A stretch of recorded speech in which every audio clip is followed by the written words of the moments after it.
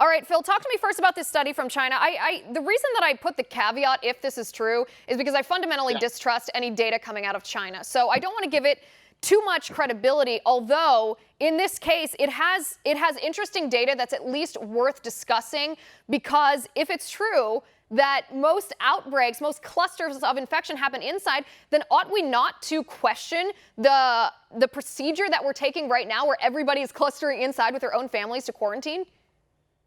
Well, I tend to agree with you that any of the data coming out of China needs to be viewed with some skepticism. But this particular report, the lead author is from Hong Kong and is a pretty credible scientist. And if you look at the methodology they used, they excluded the Hubei province, where Yeah. Wuhan is, which is very important because that's really, I believe, where the cover up took place.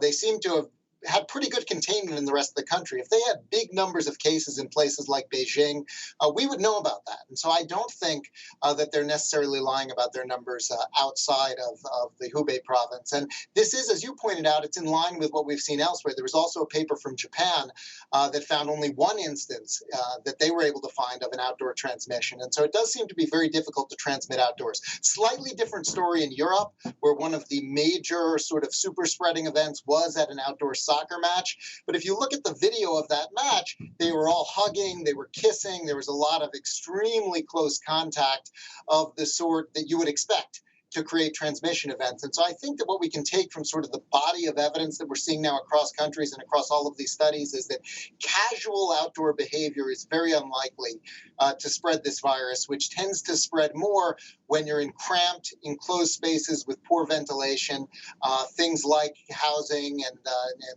restaurants, public transportation. It's those indoor environments, particularly the ones with poor ventilation, and it's particularly when people are in them for a long period of time. And that's, of course, one of the reasons we're seeing so many challenges in almost every country with hospitals and nursing homes themselves being the locations of outbreaks, because they are particularly close indoor spaces where there are a lot of close quarters between different people. And that's one of the big challenges of this, is the places people are trying to get care actually become pretty efficient places for spreading the virus.